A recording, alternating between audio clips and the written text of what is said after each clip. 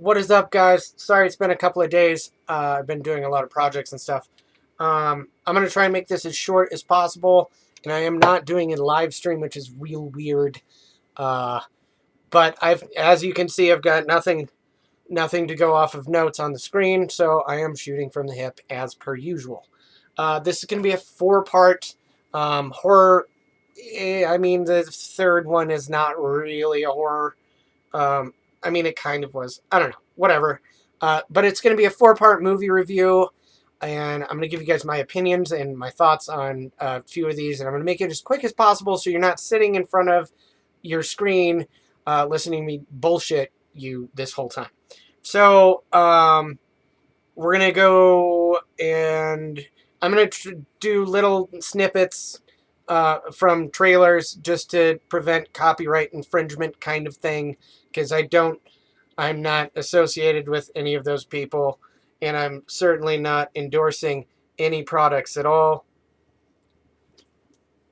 So that being said, let's get started. The first movie that I watched was called Pierce. Well, it wasn't the first movie that I watched. I watched Climax 2 nights ago, and I will get there in 1 second. Well, a couple of minutes. But after that, I felt like I had to watch cartoons or something, or I'm not really sure. I'll get to that in a sec. But we'll go over this movie called Piercing. So it was kind of about this dude who wanted to be a serial killer, and he hired a prostitute, and he practiced the whole thing out, and then the prostitute kind of wound up being into it as well, which got really weird, and then it got even weirder after that. There were little monsters involved, and it was very graphic. It felt very art house to me, which, I mean, to each their own and everything, but this was a little too art house for me. I didn't hate it. It kept my interest most of the time, but it wasn't my go-to standard horror comedy, excessive gore, ridiculous sci-fi action kind of, or it wasn't my standard, and it wasn't even scary. It was more of a psychological kind of horror where you weren't really sure what was going to happen at the end, and the ending was meh. It was okay. Uh, Acting was good. The storyline was pretty decent. I mean, it wasn't sexy or brutal. There's a lot of uncomfortable uh, skin piercing scenes, sort of. I mean, not a lot. There's a lot of weird flashback things. I don't know. If you guys like art house horror, maybe check this one out. If you like your stuff to be a little bit faster paced, maybe go ahead and pass on this guy. The next one we're going to go up with is The Haunting of Sharon Tate, which I don't know if you guys know the backstory or not.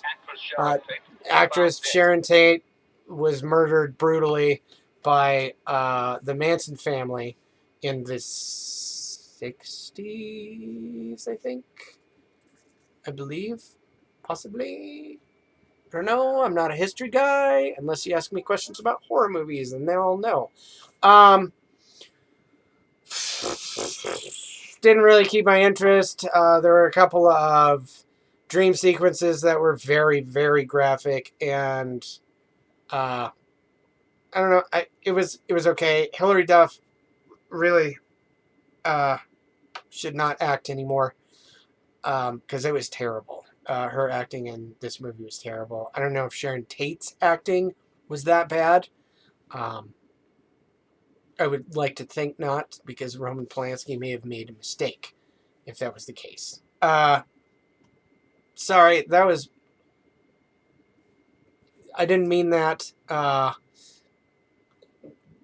hope that Sharon Tate's in a better place. Movie, however, not really that great. Again, didn't hold my interest that much. Wasn't very engaging. And being a historical piece with an alternate ending or a fictional ending didn't really do it for me. It's kind of like watching Well, I mean, it was kind of like watching Rogue One because, like, you know what's going to happen, you know? Like, oh, so everybody dies, huh? Eh. If you're into that kind of stuff, if you're into that kind of Manson family, like brutal killing with not really a lot of brutal killing in it, maybe check this one out. A historical piece, maybe check this one out. Lots of uh, lots of fiction was generated, I feel, for this movie. It was based off of a true story. I get that. It's fine. Not really for me. This third one, Knives Out, not really technically a horror movie. It's more of a whodunit kind of mystery, murder kind of thing. Me and my wife watched this last night. It was pretty good. It was pretty good. It had Chris Evans in it. It had Jamie Lee Curtis. It had uh, shit, and now I can't even remember his name. Um, this movie was really, really decent. Oh yeah, and it had what's her name in it from Hereditary, who should have gotten an Oscar for that role. She was phenomenal. Really, a despicable woman as an as a character. Uh, I feel that her acting is wonderful. She was in The Krampus. She was in Hereditary. She was in something else that I just watched. I can't remember. But to keep this short, uh, this movie had lots of twists to it. Kept to our interest. It was very engaging movie. Cinematography was good. The set design was phenomenal. There's this huge wall of blades that they interview all of the family members in front of, and it's metal AF. The ending to this movie, didn't see it coming. It was great. It was one of those movies where you think you know what's going on, and then you don't, even though it was explained about 45 minutes into what actually happened. But then there's more little things. Daniel Craig, damn it.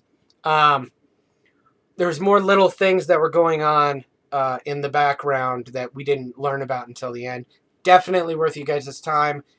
It was funny, it was engaging, and it was pretty. Everything about this movie was very enjoyable. I wouldn't put it on a top 10 list or anything like that. If you guys missed Knives Out, though, you should probably check it out. Definitely worth your time. And then finally, we're going to go over to Climax. So I watched this movie 2 nights ago. It's a three part it's a 3-act movie, more or less. So there's this interview section where they interview all of these dancers. The whole movie is in French, by the way, so I hope you can read. And if you can't, maybe skip on this. But the movie itself was stunning on its own. There were several instances of where the camera did not cut. Like, you can't cut it that clean. And it lasted anywhere between 7 and probably like 20 minutes in between cuts of the movie, and it was stellar. I haven't seen a movie like this in a very long time. That being said, I don't watch a lot of these kind of, I don't know, this felt kind of 70s Argento-esque, which I watch all the time. Giallo film, and it's, I mean, it's French. I mean, Argento is Italian or whatever, but uh, I was transfixed on the screen the entire movie because the first act didn't really care about any of these people. I didn't care what their story was. I didn't care where they came from. It didn't matter to me. Just move along, please. The second part of the movie, which was this gorgeously choreographed dance number. Unbelievable. One take, the whole thing, no cuts, probably 15, 20 minutes long. Everybody in it was stellar. The camera is moving around. They're focusing in on certain people. All of the dancers have, like, it was gorgeous. The last act of the movie, what the fuck happened here? There was a lot of, and I don't want to give too much away, but there was a lot of things that happened that made this movie a horror movie, because it got horrific after the second act was over. There was a lot of hallucinating. There was some incest, which is gross. There was a lot of kind of homophobia, which I'm not cool with. Like, I don't like homophobes. That's not cool with me. Like, you guys are fine. Just go do your stuff. Like, to each their own. You know what I mean? What makes you happy? If you're born that way, you know, it's whatever. I don't want to get too political because this is a movie review. That being said, there was a lot of very uncomfortable, awkward, long moments of excessive violence. Normally, that's the kind of thing that I'm okay with. This movie made it uncomfortable for me to watch. Not to the point of where I would stop, but to the point of where I felt like I needed to watch something else after I was done watching it. It was beautifully done. Would I suggest that my wife watches it? No. She would have had me turn it off and we would have had to watch something else. Because this is not the light end of the horror spectrum. This is the very deep, dark side. It was absolutely worth my time. Would I watch it again? Maybe, maybe not. I mean, I don't know. It got really weird at the end. There was lots of jilted camera angles and very long segments of just intense images on the screen. And again, like I said, normally that wouldn't be a big deal, but it was a lot to take in, and I kind of wasn't expecting that. The French people absolutely know what the fuck they're doing when they make a horror movie. I don't need to go back and reference other stuff. Maybe I will in a different video, but they don't dick around when they do horror. This is one of the prime examples of just how beautifully horrific a piece of cinema can make a person feel. So that being said, I don't know if you guys want to check it out or not. If you're into that deeper, dark kind of martyrs kind of feel, maybe check that out. If you guys are more into a lighthearted, kind of lighter weight stuff, Knives Out is really good.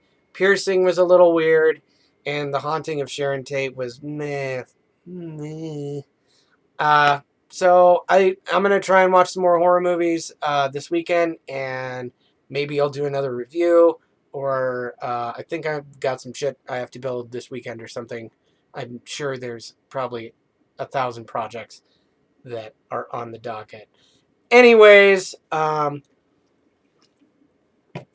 going to let you guys go. Make sure you catch me and my our gaming community on Retro Access Deluxe. Don't forget to subscribe or follow or do whatever the hell it is that Facebook people do. Also on YouTube, definitely subscribe there as well. I'm done for the evening. I have to make some food. And like, share, subscribe. And I will see you guys in the future.